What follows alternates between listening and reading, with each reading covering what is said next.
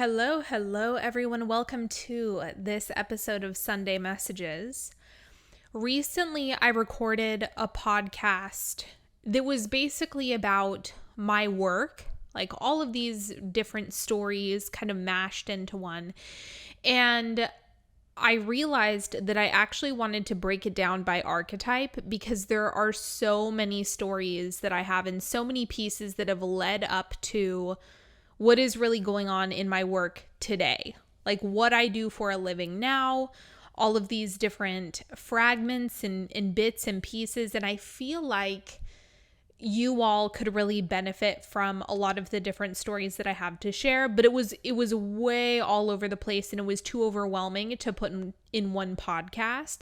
So I've made the decision to break it down into archetypes. So I'm going to be doing this work series about different dimensions of my work and how they have all come to be.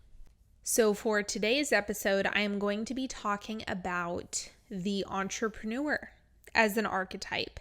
And this is something that actually started when I was a child. And those of you who have taken Money Magic probably already know some of the stories that I'm going to include in here because it did start really early on for me and I didn't even realize it until looking back in hindsight. So there are two things that I want to mention here. Three things that I want to mention here. So if you are interested in getting into the fall round of Apex, I'm going to be opening up applications extra early for this upcoming round. And I actually think enrollment is going to be ongoing for people who want extended payment plans since I run it twice a year. I'm going to be opening that up here very, very soon. So if you're on my newsletter, you'll be notified when applications are open for everyone. Right now, it's the waitlist only are people who can apply for now. So if you were on the waitlist, you should have received an email from me on July 1st. And there's going to be limited time where waitlist people are the ones who get first dibs on the seats for the October round. And if you do want to get on an extended payment plan, you need to get in by August. So definitely get on that if you're interested. Keep your eyes peeled, or you can reach out to me directly. Now, the second piece is Clean, our first call for Clean, which is the mastermind that I'm going to be taking us through November, is only going to be open for the next couple of weeks. So the doors are open until the first call. And so right now, Voxer is in full swing. We're all in Voxer. Everyone has access to me already. But in terms of getting together in a group call, that kind of container, that starts in a couple of weeks. So if you still want to get in on Clean, you're more than welcome to. The link to that will be in the description box, show notes, wherever you're listening to this, and you are more than welcome to hop in. And the third thing that I want to mention is that I have updated my website. So now when you go onto my website and you're shopping for things, it's much more streamlined, way easier, way smoother to navigate, way sexier in terms of the branding and the images and everything like that. It's way more me. So if you feel curious to see what I've done to my website, I will put the link down there as well, just so you can see the portion that I've updated. And I've also added a gift card option. So I've received this request quite a bit for gift cards. Like if you want to tell someone, hey, I want a gift card to this place, there's some classes I want to take, or if you want to gift a friend something that they can apply to a class if they want to jump in with me, or a mastermind even, gift cards are now officially available. So those are the major updates that I wanted to share with you. Now let's dive into the entrepreneur. Okay, so when I was in the 4th grade is when this really got real for me. The whole entrepreneurship streak started very early on. And the reason being is I had two very different kinds of parents. So on one hand, my mother was completely addicted to the welfare system, completely dependent, hasn't worked in decades, and pretty much bombed every single opportunity that she was given. Like to the point where she chose poverty to an extent that it is despicable and disgusting on every level. Now, my dad, on the other hand, was a total workaholic. So he would go through these cycles where he would work graveyard shifts as a nurse for 2 weeks straight, and then he would take a week off. He would go through these cycles of 2 weeks on, a week off for a really long weekend, and he would just party the entire time. So that was kind of his addict rhythm that he had gotten into, was the workaholism and then the partying, and he would just oscillate between those two modes. That wasn't sustained forever. The addiction ended up getting a lot worse, but during this period of my childhood, 4th, 5th, 6th grade, I was living with my dad exclusively. And this also meant that I was home alone a lot. I was tucking myself in at night because my dad worked graveyard and he was single. And I was getting myself up in the morning. For a couple years, I was walking myself to and from school every day. There is pretty much no supervision. And at this time, I'm living in a little college town. And so I'm mobile enough to go walk places by myself, and I can take myself to the grocery store. I can take myself to all of these different places. And so I always wanted to get my hands on money. Always. So I would dig for change. I would sell things. I would do anything that I could to get my hands on money. I would make things and sell them. I would get a whole bunch of candy and then sell it at school. This was my golden ticket to more freedom.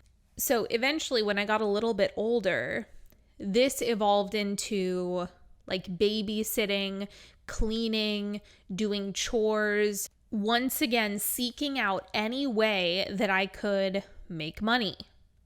And this really started when I was 12, 13 is when I started focusing on babysitting and things like that. So at a certain point when I was able to start working, my side gig attitude kind of died down because it actually made more sense for me to just work and make money that way because there was more money to make from an actual job. So I did that for a while in college, and I really did love working because I loved money. I loved having money. I loved paying bills. When I tell you being neglected and abused as a child and then going to the freedom of adulthood where you can keep your fucking lights on and make sure that your cell phone is in service, there is no better feeling than adulthood. Responsibility was the best thing on the face of the planet to me.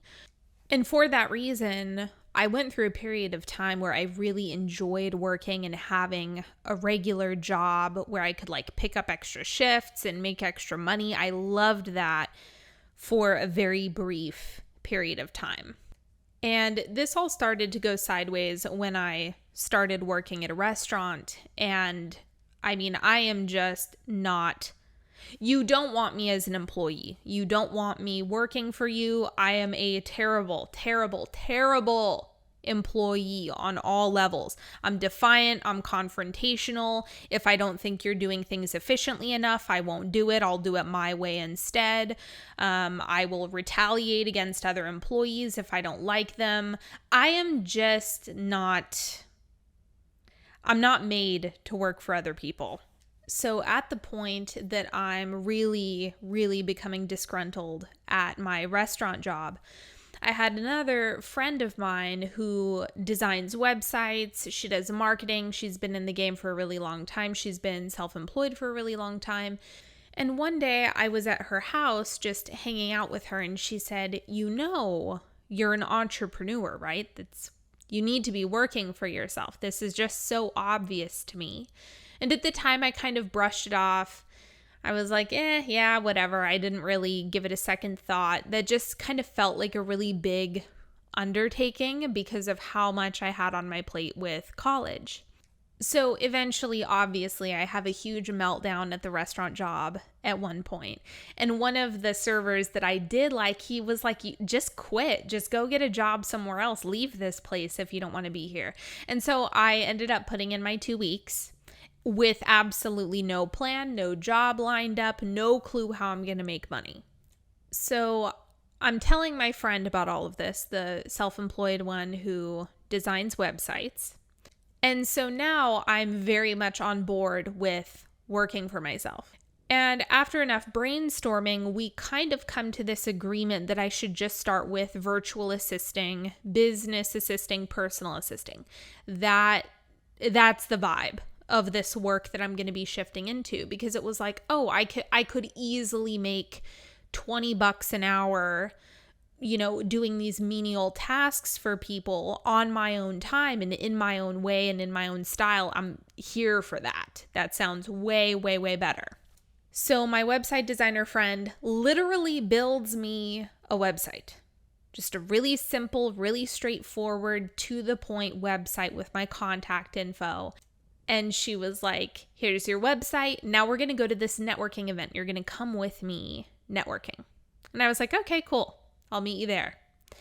So I go to, it's called Women with Moxie. It's a women in business networking event. And they have food and cocktails and different vendors and raffles, all sorts of fun stuff. And keep in mind, this is also my first networking event that I've ever been to. And so by the time I walk out of the networking event, all my bills are paid. It was literally that fast. I walked in with no clients. I walked out with 5. Now, of course, there was still a little bit of delay in terms of negotiating and really seeing what it is that they needed and how everything broke down. But it turned into a full-time work is what I walked out of there with. And if that's not a testament to alignment, I really don't know what is. Because when you're aligned, when you're doing stuff that is right for you, it feels easy like that. It's effortless. Because I didn't have to try. I wasn't going in there selling myself. I was just saying, this is what I offer. This is what I'm doing now. And everyone came in and was like, yes, I need help with this. Yes, I need help with that. Yes, yes, yes, yes, yes, yes, yes. And I didn't realize this at the time, but I ended up walking away with such diversity of projects that I was now going to be a part of, and so many different types of work and so many different industries, that it completely set me up in a way that I could not have foreseen. There were so many different jobs that I did. I mean, I was doing marketing for a dry cleaning business. I wrote copy for a sex toy company. I was a VA for a business coach who's been in the industry for a really long time. It was absolutely insane, the exposure that I got. I was working for a financial advisor 4 or 5 days a week, making phone calls to financial institutions that I didn't even know existed. It was just absolute madness. There were so many different things that I was doing. Now, on top of that, one of my friends ended up getting me another gig where I would clean this office building for this marketing firm completely on my own time. So I think it was every other Thursday, and on weekends I would go in there and clean. Sometimes I'd be by myself, and sometimes I would be with another person, but I would just listen to music and clean. So once I graduated, keep in mind, I had this little VA assisting, cleaning, doing anything just to work for myself business. I had that up until the very end of my studying. And so by that time, I'd made the decision that I was going to move to the Bay Area. And when I made that move, obviously there was a transition in the amount of clients that I had and who I could take with me virtually. And so my workload definitely changed when I made that move. Now, one of the clients that I did still have ended up referring me to this workshop. And it was kind of like this big conference for entrepreneurs, basically. And this was my introduction to what I now know is the coaching industry. even though this conference was a little bit more general, it was definitely oriented towards people who have packages and services, healers, coaches, people in the personal development space. It was very, very, very big. Like, these people were filling up a huge conference space. I can't believe I'm about to share this publicly. But by the end of that weekend, I had basically made the decision that I was not going back to school. I was not going to get my MBA, which definitely was the right move. And I had also made a decision to make a $10,000 investment that I did not have the money for. Now, it was interesting because on the surface level, we could definitely call it a financial mistake. However, at the same time, that decision was so critical for a whole bunch of things that were going to unfold after that point. So that investment led to some issues with my accounts, which essentially blew up my entire living situation because I had moved in with a very close friend of mine from college. And then there was like a money transfer issue, and I didn't pay rent on time. This is like my first month, and I have never been late on rent in my entire life up to that point. And so, of course, that caused a rift in that relationship, and my entire life started imploding from that point. Not just because of the money, that was actually like a non-issue at a certain point. Like, it wasn't really concerning to me. But everything else in my life was completely being destroyed. So my relationship with my college best friend was completely imploding. He started like threatening me, getting really possessive. It got really unhealthy, which I definitely was not going to tolerate. And so I left without having a place to live until I was able to get my things out of the apartment. He was trying to come after me, trying to force me to stay with him, trying to convince me that there was no way I could get out of a lease. It was impossible. Even though I did pull it off, and I was able to get out of everything seamlessly, that situation completely went off the rails. And because I didn't have a place to live at that time, I started really fucking up with clients. Like I was not able to maintain the client load that I had virtually. And so those relationships were becoming a problem. I was hemorrhaging clients. I was hemorrhaging money. I made this, at the time, a bad investment. I'm homeless, basically. I'm living off $400 a month. Like, it is just everything that could go wrong is going wrong. So at this time, I'm going to save this story in depth for another Archetype episode that I'm going to be doing, because this is a whole other trajectory of my work. But basically, my mentor at the time introduced the idea of, why don't you switch over to doing intuitive work full time? Why don't you, develop your intuitive gifts and make that your full-time job? So at this point, I'm being introduced with that option, but there is still a lot of training for me to do. There's a lot of things that I have to learn. There's a lot of stuff that still needs to be developed, and I don't have all of the skills required for me to do that job effectively yet. So there was still a lot of training that I had to do, but this is where like that path started to really open up for me. And this is all happening. So my training is happening at the same time as my couch surfing. So I was living with someone who just happened to have an extra bedroom in their house, and I met through a Facebook group, and it all ended up working out. She was in the same area as me. Then she started feeling threatened by me because there was a whole bunch of really dysfunctional dynamics happening between her and her husband. And so then when I was introduced into the mix, because I'm neutral and playful and friendly, that became extremely threatening in that household. And so that started to deteriorate. She was really uncomfortable with me being there, which, like, I get it. That's none of my business. I have no ill will towards her for that at all. She did me a massive, extraordinary favor, and I am seriously, seriously grateful to her. That woman was housing me and feeding me. I have absolutely no complaints. But just for the record, in case you're wondering, no, there was no attraction. There was no sexual dynamic between me and her husband. That was not a thing. This situation was just so complicated. So at the same time that I'm in this household, and I still have one client at this time, I'm like hanging on with a single virtual client, and I am only making $400 a month, and that's to pay like my car insurance and basically anything else that I need.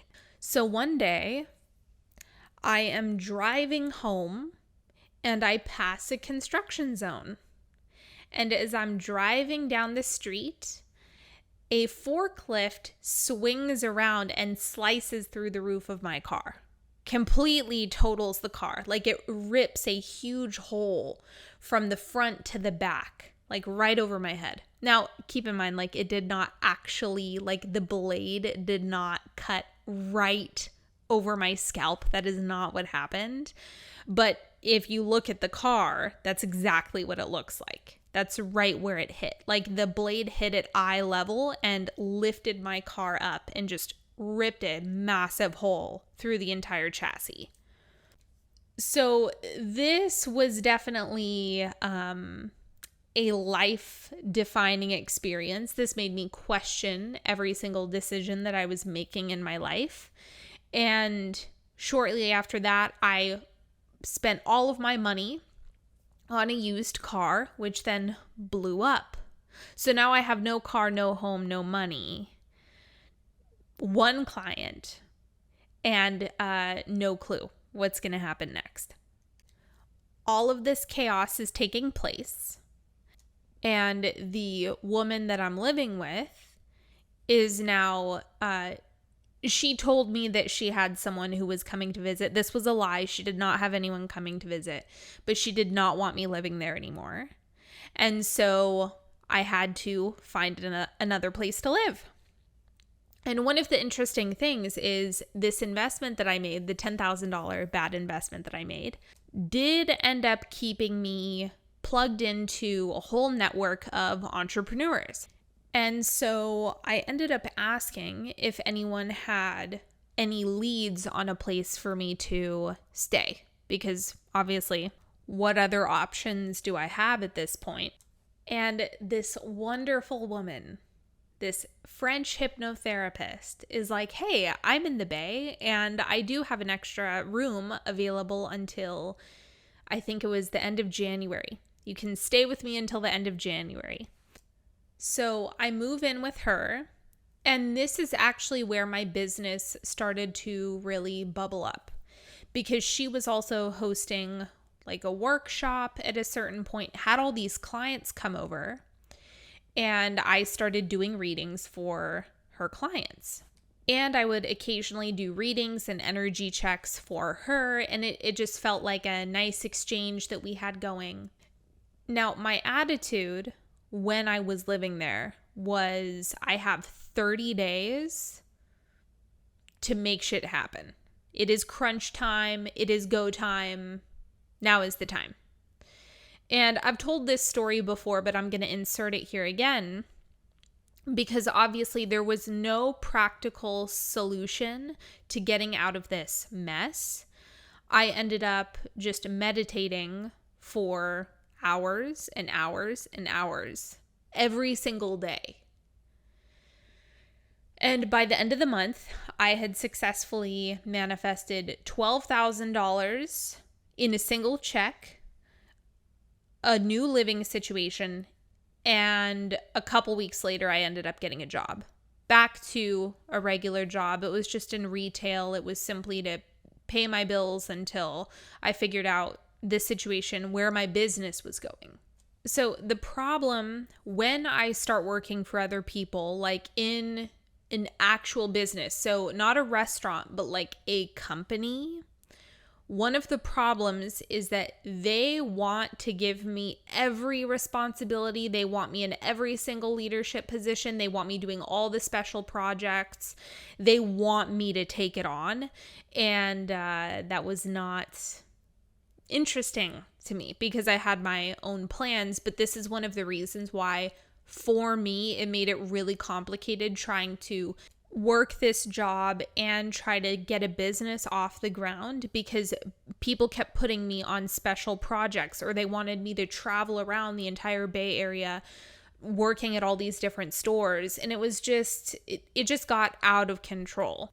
Now, while I am working, and again, my business plans are kind of stagnant, but I'm still doing readings. As a matter of fact, believe it or not, way, way, way back in the day, I used to do house calls where I would literally drive to your house and do readings. And I was getting referred to people. Like I had a bartering situation with my hairdresser where she would do my hair and I would do readings for her. And we just had that situation going on. Then she would refer me to other people. So it's like I'm getting clients, but my bandwidth to receive a lot of clients and do a lot of readings was very, very low. So it was just a teeny tiny trickle of clients that were coming in at this time. And then one day, I get a text message from one of my very first soulmates. I was in love with this man for so many years. I always wanted to be with him. He was the one that actually Soulmate Recovery was based on, if you happen to get into Soulmate Recovery. And at this point in the Bay, when I'm living in the Bay Area, he moved back there too. And we reconnected. We immediately started seeing each other again, blah, blah, blah. And then he moves back to LA. And of course, because he likes being near me, that is still true to this day, even though he is not the right man for me. But after he moved, he was constantly pressing me on moving back, coming back down, moving out of the Bay, coming back down to LA, constantly. And I ended up taking a trip in February of 2017. I went down to visit family, and it really was one of those situations where it was just all green lights. It was like, yes, you need to move back here. And I even had a conversation with my grandparents at that point, and they were like, yes, we want you to come back. Yes, yes, yes, yes, yes. You are more than welcome to live with us and just build your practice, build your business. So it was really interesting. I never would have thought that that would have been the case. Not that my grandparents aren't supportive, but just like how strong of a yes it was for every single person in my orbit. My best friend was freaking ecstatic that I was going to move back. It was just so clear. It was such a clear yes, clear guidance. And so then I moved back down, and Onyx Healing is born. So this is when I start doing YouTube. I start building my practice really, really seriously. And at this point, it's really interesting because every time I tried to make an attempt at getting a job, I wouldn't get responded to, or it would completely blow up in my face. Anytime I did anything outside of psychic readings, anything other than that did not go well. And so even if I wanted to get another job, it's like I literally could not. I could not get another job. It was like God was like, absolutely not. You are not doing anything but this. The other thing that I really did not expect, and I didn't realize, was how easily my bills were paid when I was just staying in alignment. Right? Of course, I didn't realize it at the time. There was some apprehension, and there were a couple months where I wasn't fully in my business flow yet. And so in terms of clients and sales and everything like that. And so I lived a couple of months just on my final tax return that I got from that previous year of work. And so that held me over while I really started to gain momentum on YouTube. And then as soon as I started offering tarot spreads, things completely took off. Like, I remember the first time I made $500 off tarot readings in 1 month. I completely freaked out.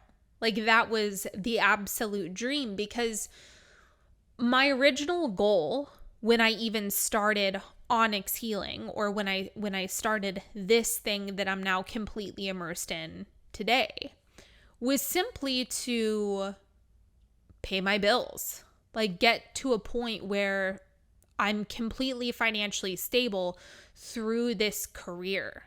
That was my only focus, was pay my bills with this work, period. And oh boy, I had no clue what was in store. No clue, because now when I'm reflecting on the fact that that was my goal and then where I am today, it's so crazy.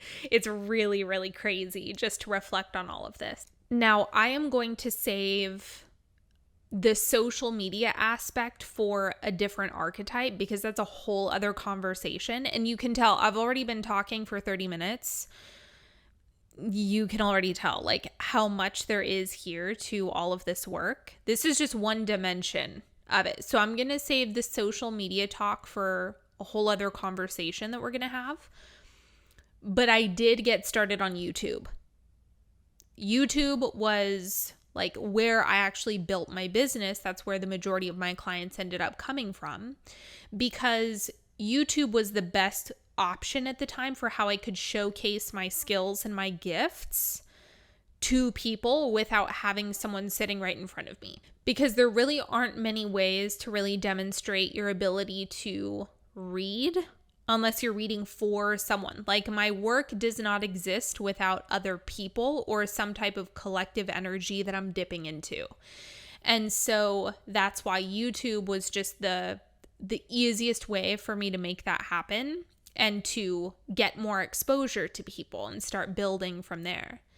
And obviously people love cards. Like, they want their cards read. They want, the imagery and the specific archetype from one of the 78 tarot cards. People really like that structure in an intuitive reading. And so for some time I was doing just tarot readings. Like, you could pay me $30 and get a tarot spread, or you could pay $40 and get something that was a little bit more fleshed out, or you could pay a little bit less and get like a 3-card reading. And that was really fun. It was like, holy shit, I'm paying my bills just with this super fun work that was really, really satisfying to me for a long time. Now, for people who wanted to go deeper and get a one-on-one session, I would do an energy check. Then they could ask me whatever type of questions they wanted.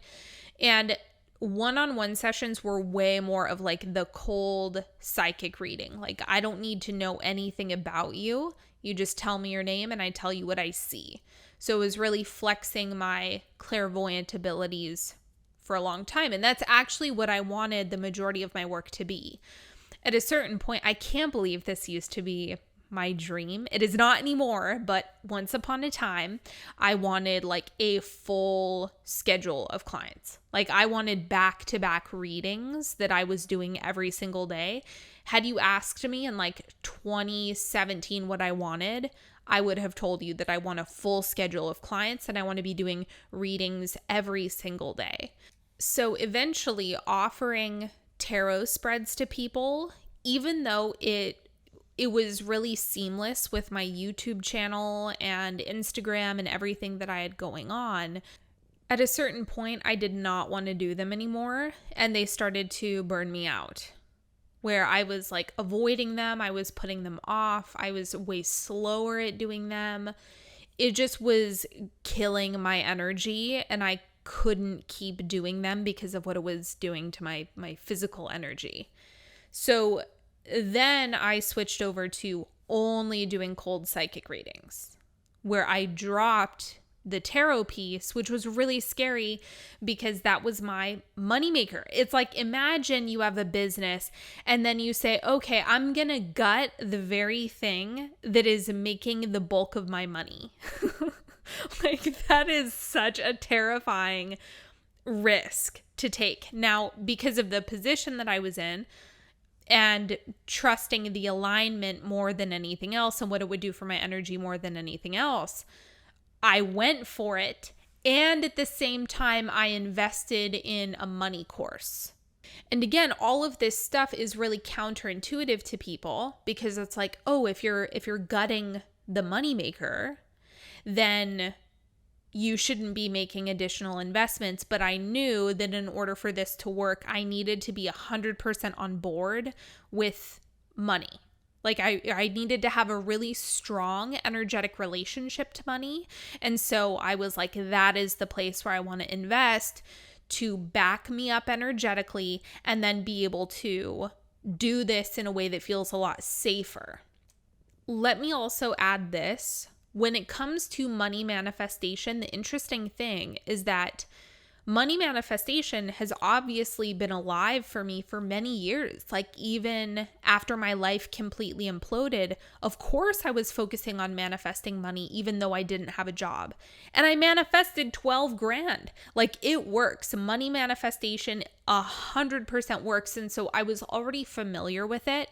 But when you are running a business, when you're an entrepreneur, when you're self-employed or a contractor, whatever, there is a sense of kind of getting lost in what you're doing as being the thing that makes money, rather than your energy is what is putting you in a position to receive money. So being able to hold the energy of money consistently is a really important skill. I would, of course, I believe for everyone, you want to have a really solid energy around money. But particularly for people who are self-employed, it's very easy to get sucked into how much you do, because when you are working for someone else, you can slack off and you'll still get paid. Unless you're in sales, that's a little bit different. But for the most part, you can just like show up for a few hours, and even if you have a shit performance, you're still going to walk away with a paycheck.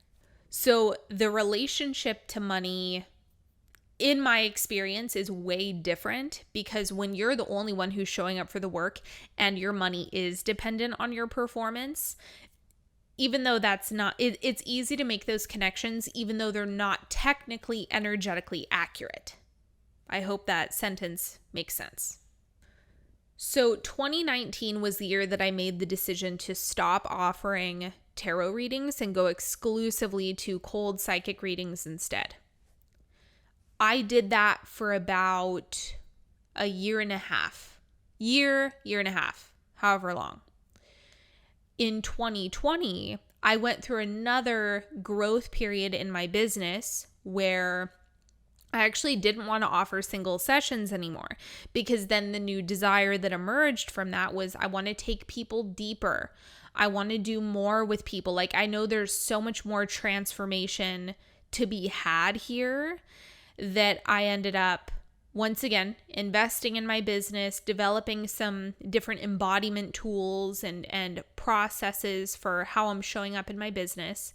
And I started transitioning into classes as well as packages. So just the structure of my business changed. And what ended up being crazy about 2020 was I went through all of these transitions, and I took another really big risk in my business, completely changed what I was doing. And of course, being in alignment and doing what lit me up most and what was like a full body yes, ended up resulting in my first $15,000 month, and that was in sales. So it was the craziest thing to repeatedly see again and again and again and again how the aligned moves, no matter how scary, trusting myself to just do the thing that was giving me the most satisfaction and the most energy. For those of you who are interested in human design, yes, I'm a generator. That was ultimately what was leading to more money, more freedom, more time, more fun, like more of everything that I wanted was coming from making those aligned decisions. And that never failed me. Every transition that I made in my business always resulted in better and better and better and better outcomes. The other thing that I will say is that I'm not risk averse. So of course, I'm one of those people who tend to err on the side of I'm willing to take on more risk than less risk. And that's something that has served me really well professionally because that's where all the goods live. They do live in aligned risk taking, which is, it's not really a risk if it's aligned, because alignment is going to result in the best possible outcome, no matter how scary it might appear. But your ability to identify what is alignment, what's misalignment, that's where the nuances really come into play, because that's going to look different for everyone. It's going to feel a little bit different for everyone. And so your process of coming into alignment and really understanding what that looks like, how it feels, how it shows up for you, how it manifests in your life is going to be unique to you. So in 2020, that was the year that I ended up moving into my own apartment. And the thing about this was my business was officially off the ground in a way that felt way more stable than in the years prior, even though I had some really significant months just by offering tarot spreads. This was like a different level of maturation that had occurred within my business. And so I was finally ready to move into my own place. And while I thought that moving into my own apartment was going to result in more content creation, my God, it was quite the opposite, where I really felt the effects of the burnout that I had experienced. I'm going to save more of this and like what happened with my YouTube channel, what happened with my content creation. That's going to be a different episode because that's a whole other can of worms. I don't fully want to open up here, but it pertains to the entrepreneurship side of things. So I'm kind of going through this identity crisis in my business because what I was originally interested in, how my business looked, what I was really focused on offering to people has now gotten to the point where it's now seriously evolving into something completely different. And that's scary. Like when you're cutting off these significant elements of your business. And I remember I even had to take a break from podcasting. I had to take a serious break. I will go way more in depth on the burnout later. But for now, that's what ended up happening in 2020 was my business was mature enough to keep me in a really good financial rhythm. I was really, really supported financially, but on the content creation, branding, more of the business strategy side of things, I did not have the energy and bandwidth for any of that. I did not have the energy for content or any of that other stuff that is typically really important when you're running a business. So I had to prioritize just the clients that I had and go from there. So the other interesting thing about this period of time was I was getting flooded with one-on-one applications. Way, way, way more people were applying than I could take on or that I necessarily wanted to work with. Different people would be referred to me. There was all sorts of stuff that was happening where I am still in shock by the amount of one-on-one applications that I had during that time. So my practice ended up being completely filled. Like I could not take on any more clients even if I wanted to. So of course, this ends up in more evolution, more changes in my business, rate increases, all of that standard stuff that you would see in a booming business. So then 2021 rolls around.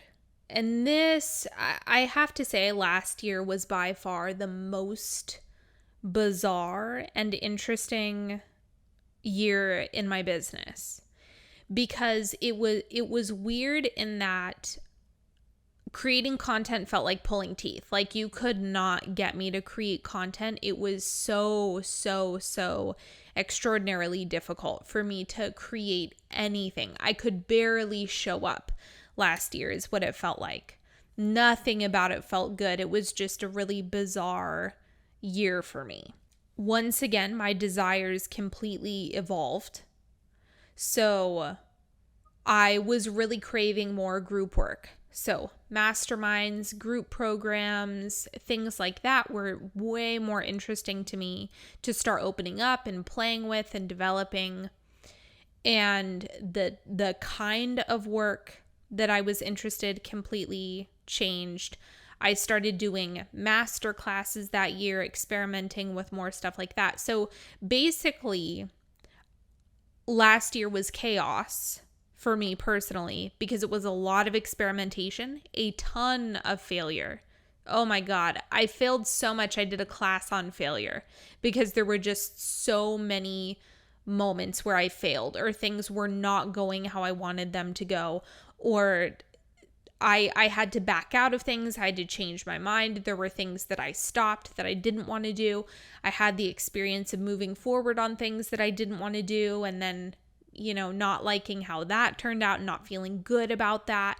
There were all of these different experiences that I had, and it felt very clunky. So 2021, the word that I would give it is clunky. Now, interestingly enough, money just kept going up and up and up all year. All year. Like, my money was completely untouched, but my God, it felt like my business was a hot mess. And this really just goes to show how much the money and the business are separate. The money and the work are separate. I talk about this all the time, how you can isolate money. Money is its own thing. Receiving money is its own experience. It does not have anything to do with your work unless you want to combine the two. And of course, money flows through my business, but it has nothing to do with whether I'm failing in my business in terms of how I want things to go in my head. That could be a total failure, but the money can still be absolutely perfect in every single way. It can blow you out of the water. It can be so good, even if your business is presenting as not doing well, just from a surface level metrics standpoint. And people also do this with social media. One of the most interesting things about social media that I've learned is that people who have large followings are not necessarily doing super well financially. And of course, it's very easy to fall into the trap of thinking that social media following has something to do with money, but I swear to God, they are not related. That was one of the biggest lessons that I learned in 2021, being around, particularly, I was around a lot more people with massive followings, and just to see the difference in price point, in monthly income, in all sorts of stuff. And so one of the things that has been really fun for me personally is just continually coming back to knowing that they are not related in the slightest. The same way work, your business, whatever, and money are not related. And this has taken a lot of pressure for me off of social media and what I'm putting out, because I feel that my intentions with social media, as it pertains to my work and my brand and everything like that, have evolved a lot over the past year. And so it's really changed how I'm showing up online. So 2021 was a lot of exploring desires, trial and error, failing a ton, putting different pieces together. It was a really uncomfortable growth period for me, even though the money was good. So 2022, I'm sure many of you have felt this from me. It's like I just got my mojo back pretty recently when it comes to creating content. The podcast is much easier for me to put out than other things because I can just talk into empty space, and that's really enjoyable for me. But beyond that, a lot of the social media stuff, a lot of the creativity, branding, the offers that I'm putting out have changed a lot. And so 2022, I've been much more refined in what I'm offering and what I want to do and how I like doing it. And if I'm being totally honest, this is the first time that I feel like I like my business structure a lot. And it feels way more sustainable in the sense that it can continually evolve over time. And look, here's the thing. I'm saying this now. Okay, I've been doing this for years. I've been working for myself for years. I've had this business for years. And I'm saying all of this like, oh, I feel so much more settled. Oh, yes, it's way more smooth than ever before. Oh, yes, my mojo is totally back. But I promise you, there's going to be even more evolution that happens throughout my business. Like, no, this isn't it. I'm not done. There's going to be even more that happens. There's going to be more desires that get unlocked. And even now, I know that there's a lot of things that like I want to give and that I want to offer that simply aren't ready yet. But these things that are percolating in my business right now are super edgy for me. Way different, a whole different side of me. Like it's never ending. This evolution and changing what you want to put out and how you're doing it, it's always going to be like that. I don't think there's ever going to come a point where I feel complete in my business. Because the thing is, every time I run something or I put on a masterclass or even going through the Apex protocol, all of this stuff, it's like there's more. There's more that I want to share, or there's a different way that I want to do it, or there's something that I want to add. There's like all of these different nooks and crannies that I want to explore with it, and it's never ending. It is never complete. I am never going to feel finished. Like I have just had to come to terms with that. Like there is never going to come a point where there's a period at the end of the sentence. It's just not going to happen. So anyway, that's what I have for you in this moment, is basically incompletion and a reminder that I will forever be taking massive risks because that's what this job entails. Everything is kind of slightly unsettling. Every move is unsettling. Every risk kind of makes you feel like you're going to shit your pants. And that's how it is. So anyway, that's what I have for you today. I hope you like how we're kicking off this series. I have a lot more that I'm going to be sharing with you. And I'm really, really glad that I've actually spread out all of these episodes rather than trying to cram all of this into one. If you feel like someone could benefit from this episode, please send it to them. If you feel inspired to leave a review or just leave me a full 5 fantastic stars on Spotify, please go ahead and do that. I would greatly appreciate it. And of course, if you want to get in clean, if you want to register for the next round of Apex, if you want to check out my website, all of the links will be in the description box or show notes, depending on where you're listening to this. There is so much more to come. Thank you so much. I love you. I appreciate you. Have a fantastic week, and I will talk to you next time. Bye-bye. Bye-bye. Bye-bye. Bye-bye.